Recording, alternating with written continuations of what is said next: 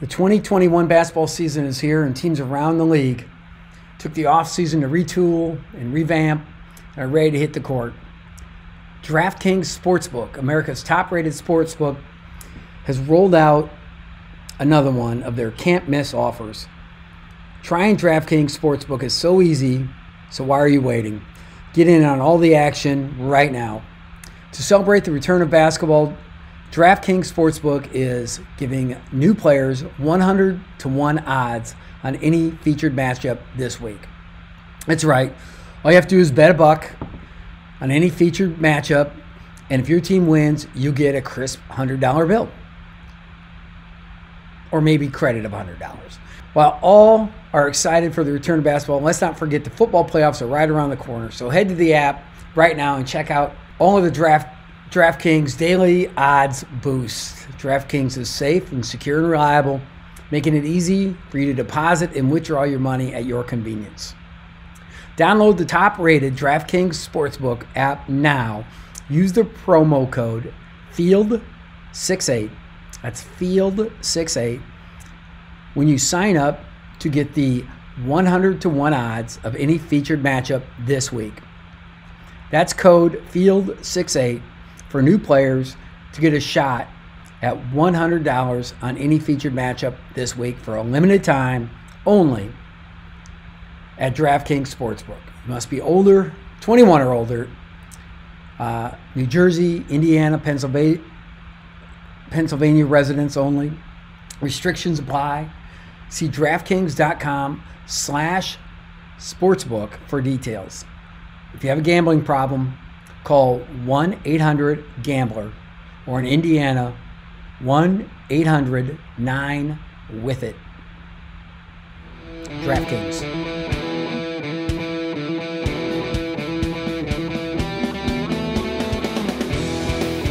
Hello, everybody. Welcome to the world's greatest podcast in the history of mankind, Inside the Mind of Miles. And this week, we have Greg Gard, Big Ten Coach of the Year in 2020, Big Ten Champion in 2020, looking to go back-to-back. Coach, how are you? How's everything in Madison, Wisconsin? It's snowy, cold, 19 degrees, Tim. No golf, no bow hunting in a tree stand. You'd have to wear some really good gloves. But no, it's we're doing good. You know, we're just trying to, like everybody else. You mentioned 2020, and that one will go down, and this year's going to go down in the history books as one of the all-time head scratchers. But it started with you guys winning 8 in a row and winning the championship. Yeah, that was hey. If we were going to lose the postseason opportunities, we couldn't have written a better script at the end with how we finished it and walked off the last game carrying a trophy. So that was a good way to end it. That was awesome. That was awesome to see. Now, you mentioned, just for a second, Coach, so you grew up in one of my favorite towns in all of Wisconsin, Cobb, where they don't wear with 2 B's. Cobb with 2 B's, yeah. 2 B. Oh, that's a big deal. I can see. He's already offended. So because he knows the next question is, do we wear the corn hat? Cob, yeah, or do we wear the cheese head? Yeah. Well, since I had one of those arrive in a package to me from some guy from Lincoln, Nebraska one time, one of those big ears of corn, that you put on your head. Yeah. I think your brother told me you were the grand marshal for the Cobb parade. The Cobb corn boil parade. The Cobb corn, the corn roast. They can't boil it anymore now. They roast it. So they roast it. Change the name. I mean, that's. How do you change a name with something like that? I'm surprised that Cobb went that politically correct. Yeah, the corn roast instead of the corn boil. I don't know why. I mean, boil sounds better with Cobb. Corn boil. I boil it. I mean, I do too. I don't roast it. So do you guys have great corn? It's a grain, by the way. Do you have? Yeah. I know what sweet corn is. But do you have great corn in Cobb? Do we have great corn? No. It comes in from. There used to be it's no longer in business. There used to be a canning factory, that canned for the Del Monte label. Oh. And did peas and corn. And actually, I would drive by it every day on my way out to my grandparents' farm, or ride my bike or run by it or whatever. But that's no longer in business. It's now a sawmill, wood pallet, something like that thing goes on there. But no, that's how it kind of got going, because he had the canning company right there. And, August would be about sweet corn time. And that's where it kind of originated from, at least from my knowledge. At least we'll pretend that's how it originated, because that's all I know. Hey, I learned a long time ago, what you don't know, make up. Exactly. Like a rep. 85% of the stats are made up on the spot. So. Yeah, true. So you met your wife, Michelle, where? At University of Wisconsin-Platteville? I did. And our good friend of ours will probably take all credit, Saul Phillips. And actually, Saul was graduating. Saul would believe that. He actually did graduate. From 6 years, right? Yeah, at least. He was on the same plan I was on. Take your time plan. And so he's in all salty fashion, decides to have his party's going to be a graduation luau, but he's going to have a tiki torch run to light the torch at his house, his college house, from Williams Fieldhouse, where we played. Just like the Olympics. Just like the Olympics. Well, he conned me into running one of the legs of the torch. Now, this is during the daylight, so we ran that. We had, obviously, his graduation party. And then later that evening, I was out to one of the local establishments and met a young lady who actually was on a date with another guy. And he made the fatal mistake of going to dance with other people out on the floor and left her hanging at the bar by herself. Big mistake, because I moved in, and the next thing you know, we're back at Salty's graduation luau, probably 12 hours after I ran the initial leg of the tiki run, and Salty was still going strong. And were the torches still lit at 2 a.m.? Well, there was a lot of things lit. I don't know about the torches, but so anyway, 25 years later, Michelle is my wife of 20 years. Yeah, we dated for 4 or 5 years, and now just had our 20th anniversary this past spring. Well, if that's her first exposure to you, I would wait 5 years at least to marry you again. She got introduced to Saul Phillips. Actually, her brother played for us at Platteville, and I didn't realize the time he was playing for us that he had a sister, but she was away at college in other part of the state. So, gotcha. I wouldn't have known that. I had no reason to know it, but no, that was the first. That was how I met my wife. Was all credit. If it wasn't for Saul's graduation party, I might not have been in Platteville. I might have been back home. There you go. And credit has to go to him. Of course, three children. Mackenzie's your daughter, and your two boys, point guard and combo guard. Yeah. You never heard that one. It's girl, boy, girl. Okay. So our youngest is a girl. So so Peyton will have you the next time she sees you. Dang it. But Mackenzie's 19. She is a sophomore at the University of Michigan now. Paying that big tuition. Yeah. Don't remind me. Jawan Howard reminds me every time I see it. I bet he does. Thanks for writing the big check. But anyway, and Isaac's a senior. He's 17. He's a senior in high school. And then Peyton is 12. She's a 7th grader. So all doing it virtually, much like we're doing this podcast. That's how they're doing their academic work right now. So how many national championships did we win when you were there? 3. 95, 98, 99. Then they were catching us. We won the last one in double overtime against Hamden Sydney, against Tony Shaver, who went on to William & Mary from then. But at that point in time, Bo said, hey, they're catching us. Took us double overtime to win this one. We're going on to Division I. Let's get out of here before they. It's way easier for him too, because you've won about 10 Big Ten championships after Milwaukee. Yeah, it's easy for him to talk. So we went to Milwaukee for 2 years, and then Pat Richter called, and we headed here to Madison. And 18 years later, I'm still hanging out. Yeah, you guys. I remember when we were going Division I at North Dakota State. I came and visited. We were recruiting in town. Craig Smith and I, actually, the Utah State coach. And we came and visited Tom Crean. We saw Todd Kowalczyk, who was the assistant at the time at Marquette. And then we came down. Came in and hung out with us at UW. Came down to Madison, and it was you, Tony Bennett, Robbie Jeter. Yeah. 3 Division I head Saul Phillips. Yep. Who might win a national championship if he ever gets a chance to play it at Northern State. So 4 Division I head coaches at one time, plus Bo Ryan. Not a bad staff, huh? Yeah, no wonder Coach won so many games. His staff was loaded. His staff was stacked, much like his team. No doubt. Hey, on a real note, Howard Moore, talk to me. How is his progress? What can we do to help him? Yeah, no, he's obviously with COVID, it's really put the clamps on who can visit him. So he's still in a rehab facility, a care facility, trying to work his way back. But like we went and saw him. The last I've been able to see him and permitted to be in there was literally like 3 days after we won in Indiana last March. Wow. We took the trophy in, T-shirt and hat, got to give him that and everything, get to hold the trophy and do some photo ops. And then awesome. 2 days later, COVID-19 became obviously a worldwide thing, more so than what it was already. But so yeah, it's just been a little bit of his family has been in very cautiously at times, but I think just slowly making progress, but trying to stay safe in this climate. Well, we're all praying for him. He's got a huge support group out there, as you well know, not just basketball fans, but he makes such an impact on people. Howard is just such a salt of the earth guy, and the way you guys handled that, I thought, and honored his family and himself too, was really, really cool, and took care of his son and taking care of his son. And that's huge. And that's says a lot about the integrity of Wisconsin basketball. Well, there's no better Badger and one that nobody that bleeds more red and white than Howard Moore. I mean, he put his heart and soul into this program as a player. He did it as an assistant coach on two occasions. He was one of the first phone calls after I got the job here as an interim. When he was on Big Ten Network. He was broadcasting, yeah. I stopped. I roadblocked him from going to Hollywood.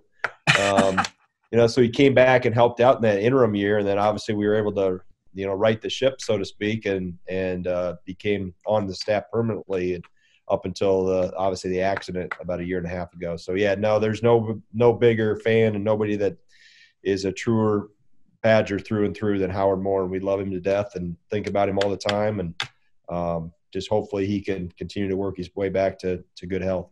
Absolutely. Well, you just referenced righting the ship. Today is December 14th, 2020. On December 15th, 2015, you took over, correct? Yeah. You got the dates right. How about that? Research. Yeah. Yeah. Oh, yeah. I looked on Wikipedia thing. Yeah, and took over on the 15th after.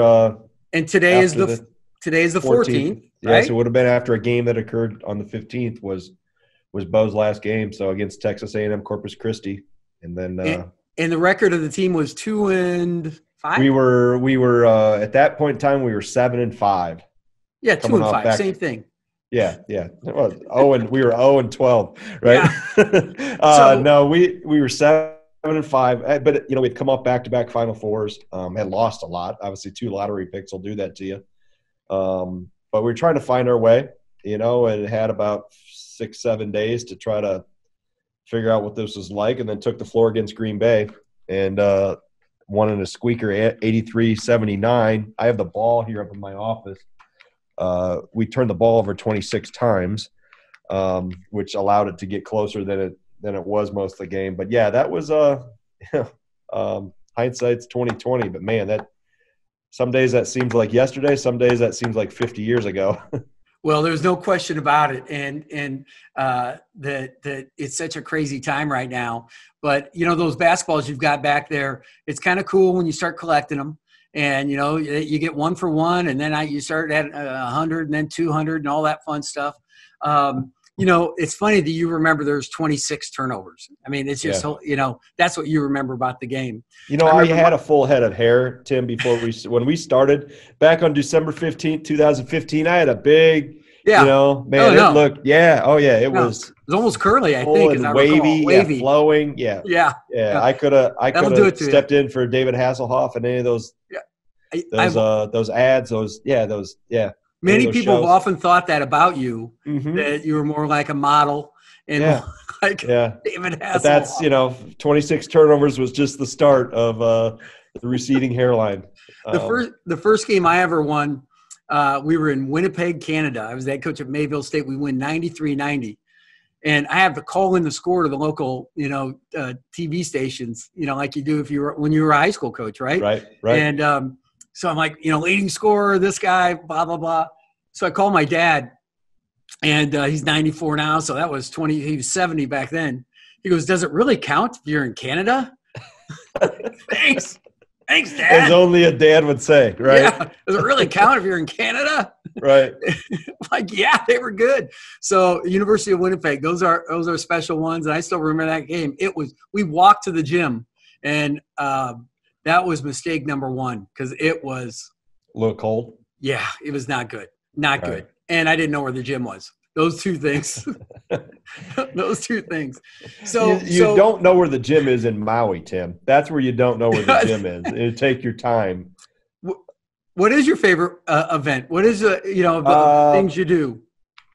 Well, I mean, you're talking about those events, like I mentioned, Maui or that. Yeah, I mean, Maui's great. The flight's a little long. It appears longer coming back. Any of those, it was good. We've been out to Sioux Falls, the Pentagon a couple times. That's been good. The Atlantis is really good. Flight's a little shorter. I don't know if I have a one that I don't like. Well, because they're all in these tropical Caribbean places, right? Exactly. Yeah, you don't find us at Wisconsin going to the Great Alaskan Shootout. That you won't find the Badgers there, hopefully. I played in the top of the world when I was at Colorado State, and it was in Fairbanks, not Anchorage. Okay. Mm-hmm. So, there wasn't 1 ounce of daylight. And we went to the North Pole, which is only a few miles away, and Santa's there. I don't know if you knew that Santa lived there. Oh, really? Wow. That's where he lives, huh? Yeah, okay. He did, and it does. And so I went, sat on his lap. This is no joke. Okay. He says, what do you want, young man? I said, I want us to win this tournament. Now, that year we won 7 games, but we did win the top of the world championship. Yep, and they shut it down right afterwards, just so you know. Yeah. What year was that? 2007. Okay, because when I was in Platteville in 1995-96, we had won the national championship in 95. So they brought what was called the Top of the World Champions Classic to Fairbanks. They brought the Division III national champion, which was us, Division II, which was Southern Indiana that previous year with Bruce Pearl, and then the NAIA national champion, and then Alaska Fairbanks. Fortunately, I was still a student assistant, and Bo had zero budget money for travel any of those little peons with him. So I didn't go. I went on a recruiting trip instead. But no, they went to – that's the one time, and that's probably part of my logic. I tell you what was cool. We got the dog sled. Did you? Yeah. Did you go by the pipeline and all that stuff? No, I didn't take the track. But here's what I made a mistake is that we won the tournament. Why wouldn't I ask Santa to make the NCAA tournament? And I mean, you should have put your goals a little higher. Yeah. So that's a lesson for you. You got to get back to Fairbanks and go see Santa. Yeah. Don't settle for less. Don't shoot big. You put the bar too low, Tim. But Santa is a playmaker. Santa delivered. Santa's a playmaker. Yeah. He'd play Brad Davison and just whoop right by him. Yeah. Yeah. There'd be no charges taken. Didn't have to touch his nose or anything to magically go down the chimney or anything. Nothing. So how do you like your squad? I really like it, man.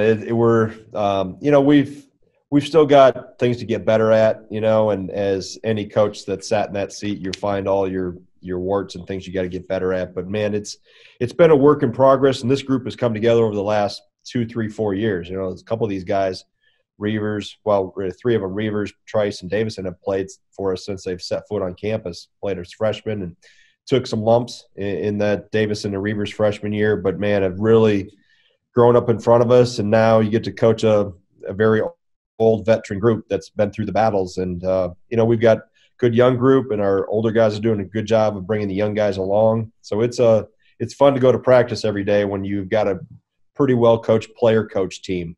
But, we're as good as our next game, and we've got some tough ones coming here before we get to Big Ten play. But, I think we're deep. We're big. We've gotten pretty good defensively. We got to continue to be consistent, and like anything, you try to make sure you can score a couple points. But it's a really fun group because it's very, very diverse group in terms of we can play a lot of different ways, I think, and everybody shoots it. So that eliminates a lot of my mistakes when guys can make shots. It's harder to screw them up, so they can cover up for my errors. But fun group to be around. Well, you don't make many errors, but the greatest compliment a coach can have is when a fan or a media person or anybody says that team looks like they don't need a coach, like they can handle themselves. That means you recruit them the right way, train them the right way, they're composed the right way. So really, that's what I see in Wisconsin, right now, is that is like you say, a veteran group that knows exactly what their intention is, and they go out and play that way. Right. And Bo was similar that way. And of course you played for him and worked for him for a long time, and you've carried that on very well and put your own flavor on it. You don't play like Bo Ryan did. You aren't exactly the same. There's a lot of things you guys do that are different. A lot of people don't realize that. A lot of us do, but at the same time, I think that when you look at the Big Ten, and it's funny how you reference struggling to score. I don't know that there's a better league in the country outside of the NBA that's as well scouted and knows each other. I mean, you talk about trying to get an easy basket in the Big Ten. They just don't exist. No, they don't. And I think that's why, it's you have to be so good in the half court on both ends. And there's probably nothing we work on more than transition defense and trying to get our defense set, what we do with ball screens and how we defend them. But you're right. I mean, it's so well scouted. It's so well coached. And I think the other thing too, this league probably has, and really this year maybe more than ever, and we thought last year was the best it's ever been in a long time, that the pandemic has actually helped the league because a lot of guys have put their toe in the water because there wasn't the workouts with the NBA team came back. Yeah. So, a lot of guys, I had two of them look at it and didn't put their name in, but the reason they didn't, because we really found out that there weren't going to be the opportunities. There weren't going to be the workouts. There wasn't going to be a combine. But I think it reloaded a lot of those teams that we're seeing at the upper end of our league. I don't think there's any doubt about that. And I think that probably 5 of my 7 years, we also said that the league is as good as it's ever been. It felt like you were saying that all the time. Of course you're going to say it when you're sitting in the seat, right? Yeah. It's harder than it's. Yeah. Every league is hard. I think that every league is hard, exactly right. And I think the one thing, the depth. And I've been here 18, 14 as an assistant with Bo, and now this is on to year 5. But the depth was not, you could show up at a few places if you could fog up a mirror and had a pulse, you were probably going to win. But that's not the case anymore. Now it's everywhere. I mean, Rutgers, Penn State, Northwestern, I mean, you name it, you're going to have your hands full. And, no doubt. And I think anybody can – that's what makes it fun. That's what makes your hair fall out as a coach and causes you sleepless nights. But from a fan's perspective of the league, it's as good as or better than any league in the country just because of the depth alone. Well, I've always compared it to like an NFL type season, like a season in the Big Ten's like the NFL. You can have a team that was first last year, get 6th this year. A team with almost the same team because you just never know. The schedule breaks. You don't know, injury here or there, whatever might derail you, untimely illness, or who knows what it could be. And we've all been through those things. But the Big Ten, I think what you said really matters, which is 11, 12, 13, 14 can beat 1, 2, 3, or 4 on any given night. And it's not that way in other leagues. And in a way, I think that so in terms of trying to get the number of teams, 6, 7, and 8 teams in the Big Ten, that's where it can really help you if those teams at the lower end have successful preseason records, or like the Big Ten ACC Challenge is so important. Boy, what a mess that was this year, huh? Yeah, and we still have our games that just got scheduled today, or rescheduled with Louisville this coming weekend. So, well, don't go screwing up the Big Ten ACC Challenge, dude. Yeah. Come on. All eyes will be on Madison Saturday morning. But no, you're right. And just from a standpoint, this is what's going to make really interesting, Tim, because I've kind of thought this with the NFL. There's no crowd. So is it going to be easier to win on the road?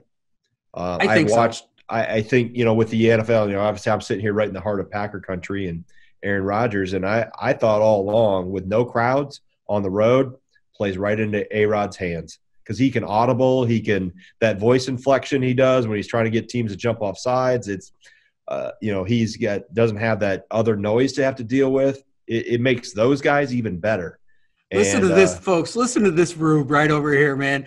A-Rod giving him the inflection with the hard count, man. My guy. Do you own part of the where is it at? Video thing? Is this a video thing, Tim, or are we just voice only? It's video, man. Oh, I have an A-Rod helmet up here on my books that he signed for me. I Go got get Aaron and hang on.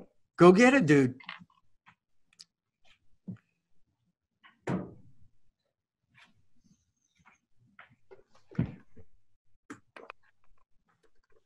And your viewership's going to go through the roof now. All right, I got A-Rod on this side. Aaron's on that side. On the other side, Brett Favre. Oh, my goodness. And then I got now we're going down into cowboy country since this is national. Mike McCarthy. Oh, yeah. Well, he was a coach. Good and a good coach. Good guy. I hope he does well in Dallas. But that's so Mike's been around here, and Aaron comes in once in a while, and Brett signed at one time when I was up in Green Bay. So do you get the Rogers rate on your insurance? No, I don't. I use a different company. Hey, I'm surprised he doesn't pitch you. I mean, I think he's got bigger things to worry about than what Coach Gard uses for insurance. So, all right. So we know you're a Packer rube. We already know that. Okay. I'd put the helmet on, but I probably can't get it off. Probably don't won't be able want to get it off. You got to play. I mean, yeah. So get a game tomorrow night. Outside of your own team, the Badgers, which I have to tell you, my son Gabriel was 8 or 9 when we started in this league, maybe. And the first night football game we went to was Wisconsin and Nebraska with the throwback uniforms where Nebraska were the iron ends and you guys had the W's and then a big Badger on the helmets. Mm-hmm. And my son goes, "Are they the Weasels?" I'm like, "Stay with it, man. Just stay with it."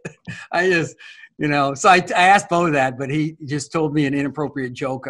Well, ignored it. I'll take you back to a story. You're talking about the old mascot picture of the Badger, and there was a time when Stu Jackson was the coach here back in the early 80s, late 90s, early 80s, or excuse me, late 80s, early 90s. And we used to have the W with the Badger on the floor. And Stu, in one of his more intense moments, as he was trying to help change the ideology or thought process, football was just starting. Barry had just gotten here. Football was just starting to get going. This was 91, 92, 93 in there. Football, Barry had been here a couple of years and had gotten football healthier. And Stu came in and tried to do the same thing with basketball. And I think one day during his more heated moments at the Fieldhouse, that was back when the Fieldhouse was before the Cole playing there. Yeah. So the W, and then you have the Badger overlaid on it. And him trying to convey to everybody, we got to change the image, we got to change this, we got to change that. And while we're at it, get that rat off the floor. So, hence the old mascot, we use it. We got some throwback stuff coming this year. It was really cool. But that was just one of the things you mentioned about your son saying the weasel. Yeah, Stu Jackson at one point in time, I think, referred to it as a rat. But Stu was right on. He was right on. Yeah, it's a little different. They've customized Bucky a little bit better now, and he looks much better. So outside of the Badgers, who you think is going to be contending for a conference championship in the Big Ten this year? What 2 or 3 teams have you watched? 2 or 3 or 4 or 5, or you can go as low as or as many as you want. Well, we'll just go geographically. I'll go from west to east. Obviously, Iowa. I mean, Fran's got an experienced team. He's may have the best player in the country in Luka Garza, but he's got so many pieces around it, and he can make shots. Yeah, make shots and really put a lot of pressure on you in different ways. Obviously, I think Illinois, Brad's got a really good team. I know their schedule's been a little tougher, so that maybe how you see where everybody is at this point in time. I think in Michigan State, Tom looks to have a really good team. I haven't seen anybody really in big chunks yet. I've seen little snippets of teams here and there. I'll tell you when you're wrong. Okay. I think Steve's got a good team at Rutgers. Northwestern will be better. Indiana looks to be better. Purdue is still trying to figure some things out, but man, they got this kid now, another 7'4" guy. I mean, so it's like, where are they finding these guys in West Lafayette? So I think Minnesota, as they acclimate with some of the transfers, there's going to be no easy ones. Marcus Carr is fabulous, by the way. Yeah. Ooh. I mean, when you got guard play that good, I always say, I've kind of copyrighted the saying, there are no get well games. Yeah. Like I mentioned before, if you showed up, at Rutgers 10 years ago and you had a pulse and could fog the mirror, you would probably win. Although we went in there with the team that went to the Final Four in 15 and got beat. Frank the Tank didn't play. Yeah, you didn't play Frank. I remember. Well, he was out with a scratched retina or something. Yeah. But but I mean, you go through there's nobody you can sleep on. I'll tell you that, because you'll get popped. So when we talk about consecutive Final Fours, was that dreamland? Was that how were those experiences when you're out bow hunting and you're alone and your mind wanders to? It doesn't wander that far back, but okay. I'm more concerned about my current team, and not falling out of my tree stand. Those are two things. Make sure I'm strapped in well. I think the first one happened a little ahead of schedule, and the first one, what I tried to do as we marched to the second one was enjoy all the moments. The first one was kind of, even though we had been there and done that at Division III, it was obviously a different, brighter stage and all those type of things. But I think the first one kind of caught us by surprise because, our last regular season game, we lost to you with that team in Nebraska. Oh, that's right. Beat us. Yeah. And then we come back, and I remember we had a little heart-to-heart with the assistants in the team as we were heading into the Big Ten tournament. Just about, I think you had kind of out-toughed us and ground us up that night and took it to us, and we didn't respond real well. So we went into the Big Ten tournament. We won 2, and then I think we finished 4th in the league that year.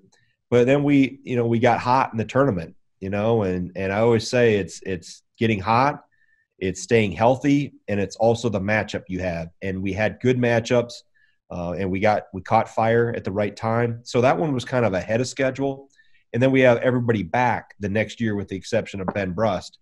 And the next year was kind of expected. It was like, hey, here they are. They were a 2C or whatever we were the year before. And now we win the Big Ten. We win the Big Ten tournament. It was anything less probably would have been a disappointment, especially with having so many seniors. And obviously you have Decker and Kaminsky as your stars. So they were both awesome. The second go around, especially when we got to the Final Four, was like, stop, let's smell the roses, kind of breathe and look around, because you never know when you're going to get back there or if you're going to get back there again. And there's a lot of coaches that have coached their whole career and never been in one. And so they were both awesome, but I think probably because of having the experience the first year, I tried to slow down a little bit the second time and really soak it all in. So your ceiling for this team is, with all this, again, it sounds like the recipe works. We have all this returning scoring, all this toughness, all this expectation. I think you really focus on the day at hand. That group in 2015, even though it had come off the Final Four, didn't approach their preparation any differently and didn't look very far ahead, if at all. They really marched through the day-by-day process. I think the one thing this group, and I have no idea, we got to get to a postseason first, and try to get through, December without pauses. And there's going to be so much bumpiness to this, just like there has been. But this group didn't get postseason last year. And I think that postseason in 14 just ignited and just threw immense fuel on the fire for the next year. And this group didn't have it. This group was rolling, number one seed in the Big Ten tournament, and then it's all done. So what would have happened, what we would have done in the Big Ten tournament, where we got seeded, who knows? I mean, we've been a 5 and got beaten by a 12, and we've been a 12 and got knocked off a 5, and we've been everywhere in between. We've been 1, we've been 2, But so we all know anything can happen. You just got to stay healthy, play well at the right time. But I think the biggest thing is, we'll continue to emphasize with this group, enjoy the moment we're in. Let's enjoy the journey.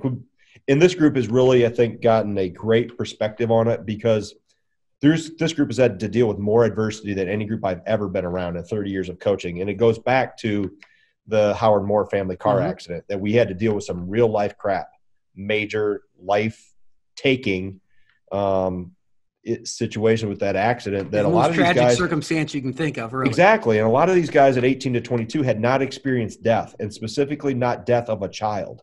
And with Howard and Jen's daughter, Jaden dying in the accident.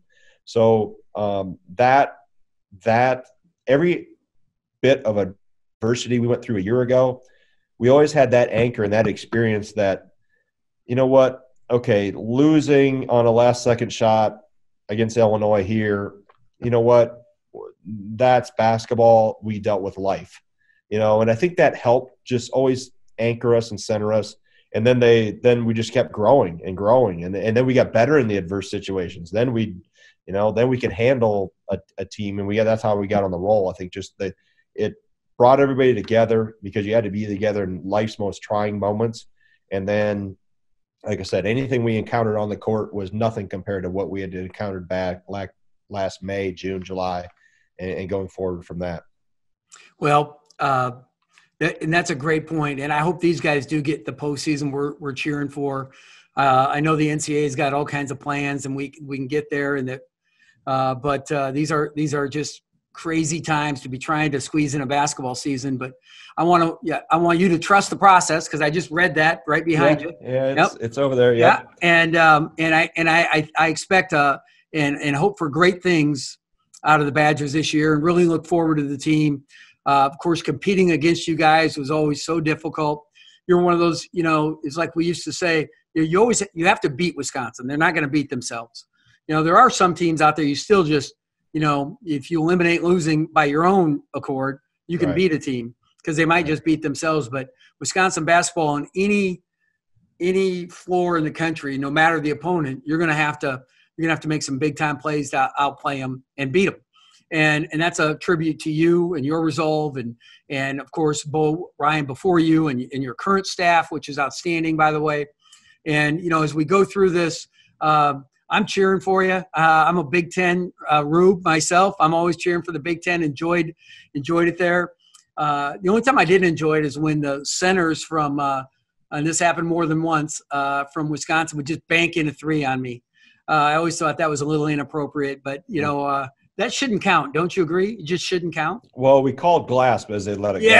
Yeah, we called it. So you might not have heard it, but yeah, Sunday night at 9 o'clock. No way. Yeah, they let them fly. They let them fly to say Bank's not open. Bank's open. Bank's open. Not open.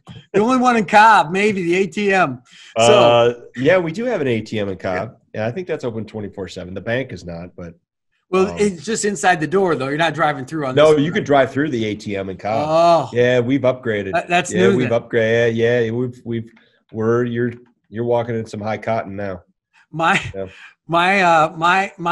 best to your family and to the Badgers, and we're looking forward to great things out of you guys. Good luck the rest of the season, Coach. Thanks for joining us. Thanks for having me. How is Sammy doing, by the way, too? Your dog. She was barking earlier. I heard her. That's what reminded me. Yeah. Yeah. We have one. I have a lab. Is she a lab? She's a yellow lab. Yep. Yellow lab. We have a black lab named Remington. Remy for short. Hunter. So yeah. Yep. He doesn't get as much couch time as your dog does. He doesn't get as much inside. Not slim. Yeah. I have to keep mine in shape. He's got to be able to chase a pheasant or two on my off days. Sammy hurt her paw the other day. Just doing the wanted to play, kind of giving the fake, and she just wanted to go outside. Got a little frisky. You got to make sure you tape the ankles. Tape ankles, man, before practice. I think it's a wrist on this one. I think it's a wrist, front left. But I appreciate asking about Sammy. Usually I have a Sammy cam, and I just lift it up, and she's laying right at my feet. But my son's downstairs because it's finals week at Lincoln East. My wife's somewhere else. So, she's a female lab, so she kind of centers up where she can get a vibe on everybody. Right. So I appreciate you asking. I'll tell her you were asking about her, okay? Okay, yeah. Give her our best. Thanks, Coach. Give her our best. Hey, thanks, Tim. Take care. You bet. We'll get it done. Hey, everybody. What a great interview with Greg Gard. Coach Eaton's joining me here. Thanks very much, Coacher. What do you think, Greg Gard and all the fun stuff? I think I should have gone to University of Wisconsin-Platteville and run that torch. That would have been a blast Oh my to be a goodness. part of that one. I feel like I was back in Animal House. Toga. Yeah. Poor Michelle Gard now. I mean, she had to be saying, whoa, what am I getting myself into here? And for those of you that don't know Saul Phillips, he was of course played for Bo. They called him the human victory cigar because he only got in games they knew they were going to win. And he's now the head coach at my alma mater, one of my alma maters, Northern State in Aberdeen, South Dakota. And, Coach, I just finished a class from Harvard Business School. So I get a certificate of completion. Does that make me not quite a graduate of the Ivy League? What does that make me? I think that probably puts you somewhere in between last week's guys of Steve and Mike. I think you're a step above Steve, but maybe just a little bit below Mike. Is that what it is? Okay. Is that what it is? Hang on, I'm talking to another coach about scheduling a Zoom right here. And he wants to do it today. I'm not sure he wants to do it today. It's game day, so we're going to find out what's going on here. Hang on. Schedule. There we go. So, Big Ten basketball starting off this week. What are your thoughts about that, Coacher? It's going to be a fun week of ball. I think that finally conference play getting started. There's so much uncertainty. I'm hoping that there's a little bit more clarity, especially now with campus, almost all the campuses closed. Yeah. Well, and the Big Ten is as tough as ever, but it's interesting to me. I was watching Rutgers just absolutely take it to Maryland the other night on the road. Marquette beats Creighton, highly ranked team on the road. What do you think about on the road, or is it neutral? How big I think it's a big effect. I know Ken Pomeroy did text me back last night or tweet me back last night. Should have read it. But to see what the difference is, but I think they're going to have to recalculate that home court advantage. Yeah, and Gardo even touched on that, was just, how big of an impact is it going to be on games and having to pipe in some crowd noise and that excitement. I can't imagine just playing at PBA without a sold-out crowd and just the excitement. Or Moby or any of those places, yeah.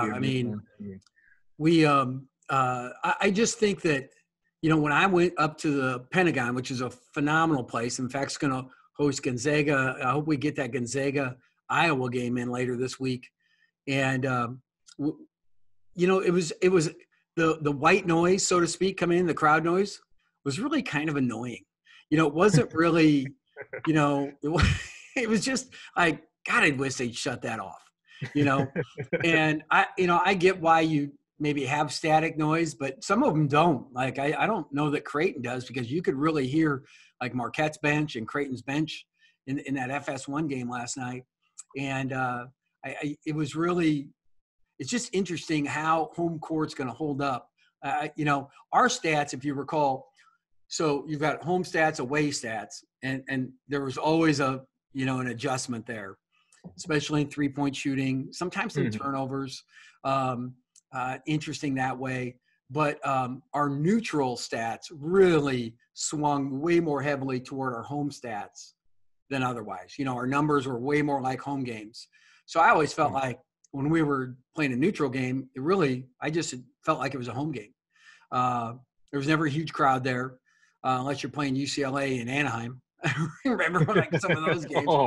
Yeah. That was a blast. Hawaii, something like that. But when you look at this, I think that that's going to be fascinating. Some really good games this week. What do you think of the Ayo Dosunmu Marcus Carr matchup, Minnesota at Illinois? That'll be a great game. Illinois. Of course, people are going to hear this after they're not. This is going to be posted after the game, so we're recording it on game day. But at the same time, I'm looking forward to that one. Illinois looks so good last week. They weren't impacted by Duke at all. It wasn't. No, and then they go in Missouri. How about Missouri? Conzo Martin's got a nice club there. In the SEC, the SEC looks tougher than ever. Got UCLA and Kentucky coming up this weekend. Another really good game. So I'm really curious to see these are great games. I just hold DePaul's pausing again. New Mexico just played their first game, so there's some programs that haven't been able to get the COVID stuff under control to a point. You want to see everybody in action.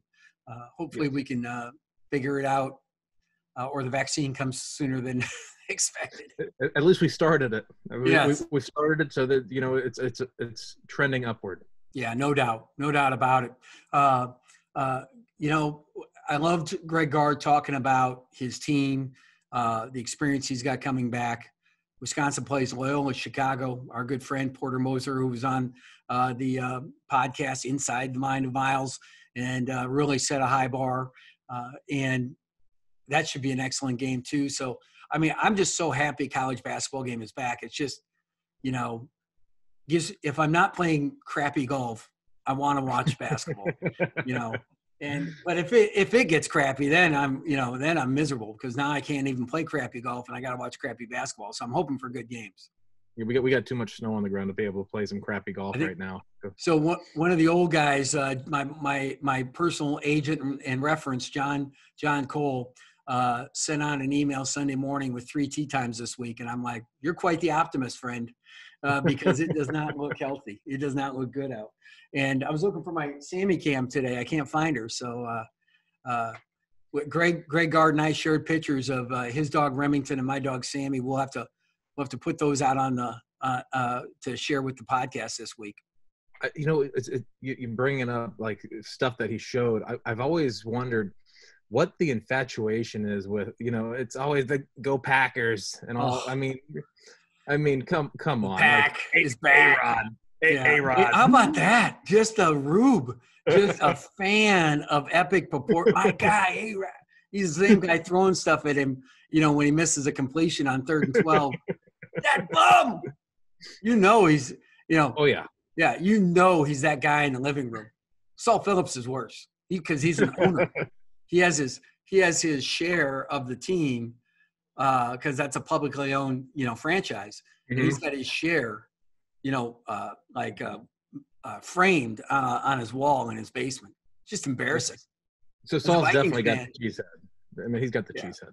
I mean, so maybe we've alienated all the Packer fans, but we're just here to tell you, I'm a Vikings fan. He's a Patriots fan.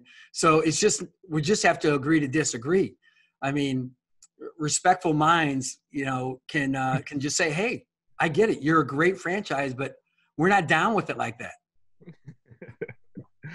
I coach it, and sometimes we do these games and whatnot, and I'm hoping everybody that's listening they know that we're not giving you a heads up to anything. So I actually have a game for you today. Oh God, I see you got Snoop-a-Loop in Woodstock there too, by the way. I do, and I added to the bobblehead collection. Oh, nice! He's got a Christmas skirt. I like it. All right, so unprepared, and you're gonna just embarrass me with your Boston Pawtucket green hat. This is just a Boston one today. All right. So, we're just gonna do a really easy one. We're gonna say you're gonna put either somebody on the naughty list or the nice list. Okay. Okay. So, just a couple names and a couple things. So first, Brad Davison. Oh, well, he's on the naughty list because he's trying to flop around there and take more tries. And I know this kid. I mean, he's the kind of kid, honestly, that when you go against him, it's aggravating, which is the ultimate compliment. And when he's on your team, how much you just love the way he plays. But he's totally going naughty list. Oops, okay. That way. Okay. The next one, Nate Oates, comments about Coach K. Well, that's a naughty list. You can't, but with a huge comeback, placing a personal call, apologizing immediately that night, and then, of course, came back the next day after he discussed it. So he hopped back on the nice list for going overboard on the apology. He did make up for it, but I still think he's probably tending a little bit more well, Duke did avoid some L's because Notre Dame looks pretty good. And Notre Dame, they got a big one this weekend too. They got a Purdue little rivalry game. Oh, those games are so fun. All those Indiana schools get together and play. Butler, IU, and then of course Purdue and Notre Dame. And I always watch those games. They were just fun to watch. you know, and again, it's too bad the fans aren't there because it's just such a raucous environment. Yeah, that's a great event that they host there every year. Next one, we've talked about officials, but Teddy Valentine. I might coach again, so he's going on the nice list. He's on the nice list. I like that. All the refs are on the nice list. Except one. Except one. We don't have to say that. The year 2020. Oh, naughty. Goodbye. Naughty list. Naughty list. Hell, throw 19 in there for the same deal. The last one I got, Tip Miles. Grandpa Tip. My dad, Tipper. He's on the nice list. He's the nicest little 94-year-old you've ever met in your life. We're going to have him on the podcast sometime soon. That's why I was dropping it. We got to have him make a cameo at some point over this the next couple weeks. He'll be like, hey, is this – how do I – you know, so if we can handle that, he's on. Yeah. Coach Eaton, this is why you make this portion of the best podcast in the history of mankind the best portion. Well done today. You're on the nice list. I'm still trying to figure it out. But everybody, thanks for listening to Inside the Mind of Miles. We appreciate you. Hey, make sure and rate, review, 5-star only, okay? And only positive comments, or we just delete them. So if you want your name out there, in fact, we'll even read – I don't want to read the nice ones. Do we want to read the nice ones? Maybe at Christmas time we will. There's only nice ones on there, so we can't really – There you go. I like our listeners because they listen.